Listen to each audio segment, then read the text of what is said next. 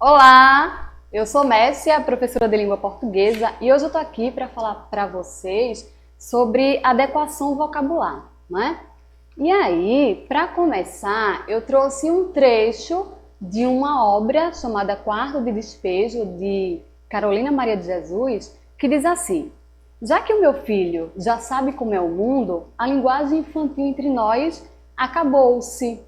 E aí, por que eu trouxe esse trecho para a gente tratar sobre adequação vocabular? Porque Carolina, ela traz, enquanto reflexão, a adequação vocabular entre ela e o filho, que é uma criança, não é? E aí, para a gente... Oi, esse negócio não está passando. Agora, foi.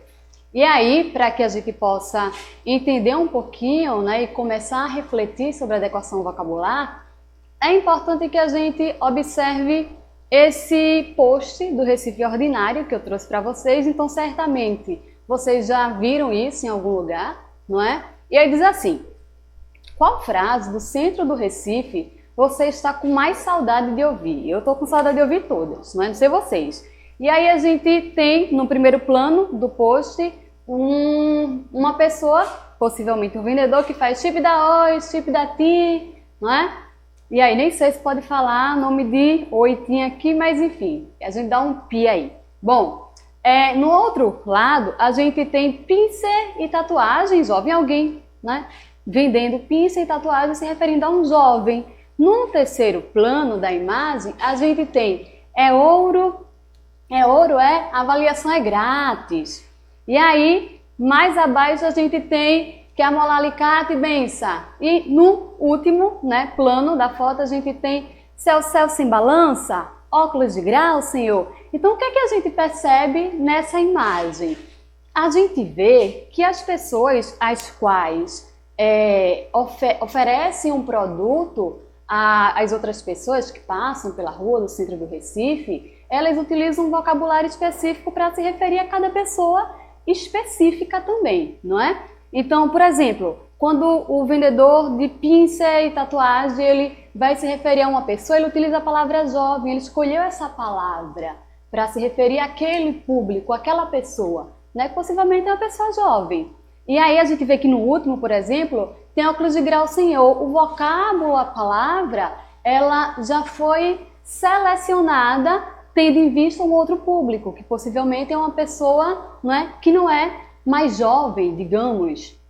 E aí, a reflexão essas pessoas falam da mesma forma? E é importante você pensar em relação a isso, estudante. Por quê? Porque a gente sabe que a gente não fala da mesma forma, não é? E a gente vai adequando a nossa linguagem a situações, ao público, a quem a gente fala, não é? Então eu coloquei para você um conceito, digamos assim, de adequação vocabular que diz o seguinte: a adequação vocabular se trata do emprego adequado da palavra de acordo com o tipo de enunciado, a situação comunicativa e o contexto. Deixa eu passar adiante para que você possa entender melhor como é que isso funciona, certo? Bom, antes de a gente realizar a adequação, é importante considerar algumas questões. Que questões são essas? Primeiro, o que se diz, não é? Onde eu estou realizando tal evento comunicativo, onde eu falo. Então isso é relevante considerar. Para quem? Para quem eu falo. A depender de quem eu falo, eu vou utilizar um vocábulo ou uma linguagem específica. E aí, para quê? Qual é a finalidade daquilo que eu falo? Quando a gente considera todos esses fatores, aí a gente tem o como, não é? Como falar, como adequar, que vocábulo, que palavra utilizar, não é? A gente está falando de adequação vocabular. Então, que palavra eu vou utilizar para me referir a determinada pessoa em determinada situação para dizer determinada coisa, né? E conseguir alcançar aquela minha finalidade comunicativa, que é o para quê, não é? Bom, e aí a gente pode observar isso no post do Recife Ordinário que retrata bem essas escolhas vocabular. Bom, deixa eu passar. E aí não dá para a gente falar sobre adequação vocabular e a gente não falar de adequação da fala e adequação da escrita. A gente tende a colocar a fala e a escrita em ângulos, né, em espaços distintos assim. E aí é importante a gente considerar a adequação da fala considerando as variedades linguísticas, que esse é assunto para outra aula que a gente chama de variação linguística, né? Mas aí, as variedades linguísticas, elas se referem ao modo de dizer, ao modo de falar, não é? E até na fala a gente precisa utilizar um vocábulo ou uma palavra específica. A escolha léxica, do léxico da palavra, ela também é importante, não é? Embora a gente fale com um regionalismo específico, por exemplo, mas aí esse regionalismo requer também escolha de vocabulário. Deixa eu ver. A depender da situação comunicativa que eu realizo, ou do evento comunicativo que eu estou presente, não é? E a adequação da escrita, ela se refere à adequação daquilo que a gente escreve, considerando a gramática normativa, ou seja, a gramática normativa ela prescreve o uso, não é? E aí, a partir dessa lógica da ordem da gramática normativa, a gente também vai, além de considerar regras gramaticais, a gente considera o uso da palavra na situação escrita, comunicativa escrita que a gente realiza, né? Deixa eu passar para ver se a gente dá uma caminhada. E aí, a gente também precisa falar de registro quando a gente fala de adequação vocabular, certo? E aí a gente, quando fala de registro, a gente fala de níveis de formalidade. O nível de formalidade ou informalidade da língua. E aí a gente tem enquanto nível de formalidade o padrão ou culto, não é aquela linguagem, aquele registro que é legitimado, que é um instituído correto, né, e que a gente aprende isso na escola. O informal ou coloquial, que é o considerado espontâneo, naquela conversa que a gente realiza. Enfim, e o técnico? A gente vai se ater ao padrão ou culto, o legitimado, e o informal ou coloquial, certo? Deixa eu passar só para a gente trabalhar isso de forma mais aprofundada. Bom, o jeito de falar, ele vai revelar algo para a gente. Não é o jeito de uma pessoa falar, o jeito de uma pessoa se comunicar, se expressar. E vai revelar o quê? Primeiro, regionalidade. Vai revelar o nível social e as diferenças culturais. E dentro desse emaranhado, é importante a gente considerar que a escolha vocabular, ela também acontece, considerando todos esses fatores, né? O regional, o social e as diferenças culturais. Bom, aí eu peguei uma publicação, um post, né, do Twitter, que diz assim, e que representa muito a nossa forma de falar, de expressar, né? E diz assim, lê e na entonação correta. E aí é um desafio que eu faço a você, não é? Esse ele para um pensado aqui, né, pra gente que vive em Recife, em Pernambuco, a gente consegue utilizar e ler, inclusive, isso na entonação adequada. Mas vamos pensar que a gente pega esse post, esse Twitter, e pede para uma pessoa de outro estado, do sul, por exemplo, de outra região, né, ler. Ela não vai entender essa proposta de leitura, não é? E não vai realizar essa entonação. E outra coisa que a gente precisa pensar é que esse pode não fazer sentido, essa escolha vocabular pode não fazer parte da comunicação das pessoas de outras regiões, não é? Então é por isso que essas questões de regionalidade, nível social também vai interferir na nossa escolha do vocabulário, tanto em relação à fala, quanto em relação também à escrita. Deixa eu passar. E aí, eu não sei se vai dar para reproduzir, mas ainda reproduzir. Eu trouxe para vocês um trechinho, um recorte de um documentário, não é? Que mostra Raul Seixas ensinando a Paulo Coelho compondo a música, a utilizar o vocábulo adequado, a utilizar a palavra adequada, né? E aí vamos assistir e depois a gente comenta. Ah, não vai dar para assistir? Massa. Você vem em casa, certo? Mas eu vou situar você. O que é que a gente faz? Ou o que é que acontece? O que é que rola, né? Primeiro, Raul Seixas está lá compondo Al Capone com Paulo Coelho.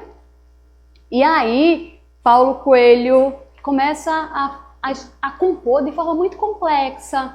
E aí, o que é que Raul Seixas diz? Bicho, para a gente falar com as pessoas, a gente não precisa falar difícil não, a gente pode falar numa linguagem simples, que a linguagem é espontânea deles, não é? Então assim, Paulo Coelho queria compor a música da mesma forma que ele escrevia um livro. E aí Raul Seixas faz, ó bicho, pera aí, né? Para você escrever uma música, você precisa adequar o vocabulário e utilizar as palavras mais pontuais, as palavras certeiras, as palavras que se encaixam na música. Né? Depois de uma pesquisada nesse trecho, coloca assim, ó, Raul Seixas ensinando Paulo Coelho a compor. Né? Coloca assim no YouTube e você vai achar, eu tenho certeza. Bom, e aí eu trouxe para vocês um textinho, né? Que ele vai tratar de uma coisa muito importante. E que coisa é essa? É que algumas situações discursivas, orais, exigem o uso da norma padrão. A gente sempre institui essa questão da norma padrão, né, e relaciona muito à escrita. Mas a oralidade também exige da gente esse uso, não é? Por exemplo, a gente está numa entrevista de emprego. Você vai para uma entrevista de emprego. E aí, nessa entrevista de emprego, exige a necessidade de você adequar o seu vocabulário àquela situação. A gente sabe que, socialmente falando, as pessoas elas são excluídas, as pessoas sofrem preconceito devido à forma de falar, não é? E quanto mais nesses espaços formais a gente se distancia da linguagem, né, formal, do registro formal, a gente sofre algumas consequências com isso, né? Vamos ler esse textinho para a gente entender e ilustrar o que eu trouxe para vocês. Bom, uma mulher, possivelmente entrevistada, ela diz assim: falo fluentemente inglês, espanhol, francês, russo, italiano e alemão. E aí o entrevistador faz, e o português? Aí ela faz, aí varia. E aí, o primeiro efeito que causa na gente é o riso, não é?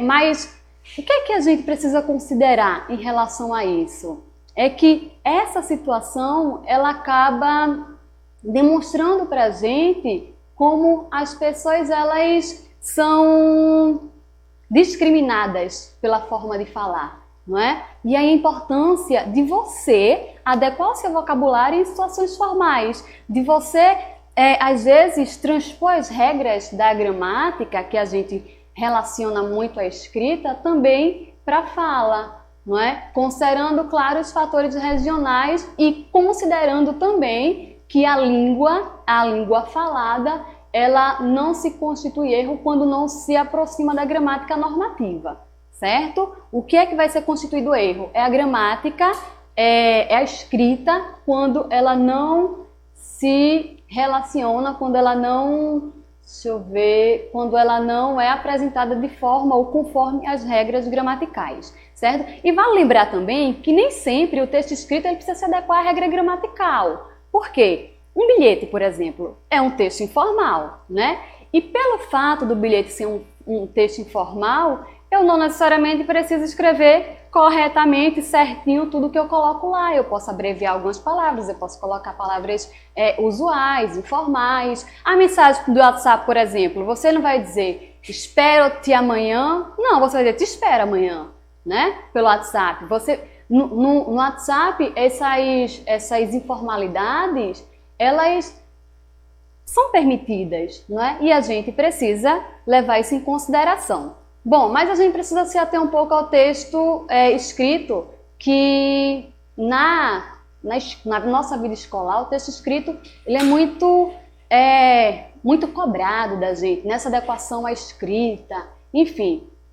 E aí, a gente tem no livro, na página 266, Eu não coloquei qual é o livro, mas eu vou situar para você. Você é terceiranista e é bem possível que você estude com aquele livro verdinho de cereja, né? Então, dá uma pegada naquele livro, né? E dá uma lida nesse material, nesse conteúdo. E eu trouxe um trecho dela que diz assim, a arte de escrever. O nome do texto é Arte de Escrever, e tem várias situações, e eu só trouxe duas pra gente. Diz assim, ó, no ensino médio, como é que o estudante escreve? Açúcar não refinado, sob a forma de pequenos blocos, tem um sabor agradável do mel, mas não muda de forma quando pressionado. E aí, essa mesma fala foi traduzida de outra forma na sabedoria popular. A rapadura é doce, mas não é mole não. Né? Então, vejam que o açúcar não refinado, sob a forma de pequenos blocos, se refere à rapadura. Ou seja, o uso vocabular ele vai depender do contexto, vai depender do ambiente, vai depender da situação, né? Comunicativa. E aí eu coloquei no quadrinho, aí do lado, que você certamente está vendo, na parte superior, que diz assim, saiba que erros gramaticais você precisa evitar, né? E esse assunto não, meu Deus do céu, esse trechinho, essa informação, pronto, ela foi retirada do manual de redação e aí eu trouxe, disponibilizado pelo INEP, né? E aí eu trouxe para vocês, certo? Só para a gente entender que a informalidade, a marca de oralidade no texto escrito e as escolhas lexicais, ou seja, a escolha do vocábulo da palavra e talvez uma palavra imprecisa, é uma coisa que é considerada erro no texto escrito, numa redação, por exemplo, e aí você não pode, né, para aquela situação comunicativa escrita, formal, utilizar essas escolhas lexicais de palavras imprecisas e trazer marcas de informalidade, né? Deixa eu passar aqui. Eu trouxe uma questão para a gente, né, para a gente ver como é que nesse texto a escolha vocabular ela parece muito perceptível, né? E aí o texto de domingo, eu vou ler bem rapidinho, dá para vocês pegarem, né? E diz assim, outro sim, de domingo, eu sinto falta da interação, se a gente tivesse sala, eu pediria para alguém ler comigo e aí a gente ia fazendo esse diálogo, mas eu vou ler sozinha. Outro sim, a outra pessoa faz, quê? O que é o quê? O que você disse? Outro sim? E o que é que tem? Nada, só achei engraçado. Não vejo a graça. Você vai concordar que não é uma palavra de todos os dias. Ah, não é. Aliás, eu só uso domingo. Se bem que parece uma palavra de segunda-feira. Não, palavra de segunda-feira é óbice. Ônus. Ônus também, desiderato, resquício. Resquício é de domingo. Não, segunda, no máximo terça. Mas outro sim, francamente, qual o problema? Retiro outro sim. Não retiro. É uma palavra, aliás, é uma ótima palavra. Aliás, é uma palavra difícil de usar. Não é qualquer um que usa outro sim. E aí é um texto de Luiz Fernando Veríssimo, né, de comédias para a vida da vida privada. Bom, e aí a gente tem uma questãozinha só para a gente refletir mais uma vez a questão do uso vocabular, não é? Que aparece nesse texto. E aí a gente tem no texto uma discussão sobre o uso de algumas palavras da língua portuguesa. Esse uso promove o quê? Né? Letra A, marcação temporal evidenciada pela presença de palavras indicativas dos dias da semana. Gente, não existe essa marcação temporal, não é sobre isso que o texto está falando, né? B, inadequação vocabular demonstrada pela seleção de palavras desconhecidas por parte... Gente, vamos cancelar isso? Porque em momento algum se fala de inadequação vocabular também, não é essa a questão acerca da palavra outrossim. Letra C, caracterização da identidade linguística dos interlocutores percebida pela recorrência, a gente cancela também, porque não existe a caracterização linguística, né, de identidade linguística. Letra D, distanciamento entre os interlocutores provocado pelo emprego de palavras com significados poucos conhecidos. A gente percebe que existe uma apropriação das pessoas que falam no texto, não é? Cancela também e, obviamente, né, só faltou letra E, então é letra E que vai representar isso e significa que no texto a discussão sobre algumas palavras da língua portuguesa, né, faz com que o tom humorístico ocasionado pela ocorrência de palavras empregadas em textos formais, ou seja, existe o tom humorístico ocasionado pela presença de algumas palavras, né, em textos formais que não são utilizados comumente pelas pessoas, certo? É isso. Reflete um pouquinho sobre emprego vocabular, pensa naquelas situações de uso que você precisa, não é? Pensar e considerar antes de empregar alguma palavra, certo? Espero que você tenha gostado e a gente se encontra em outros momentos. Tchau, tchau!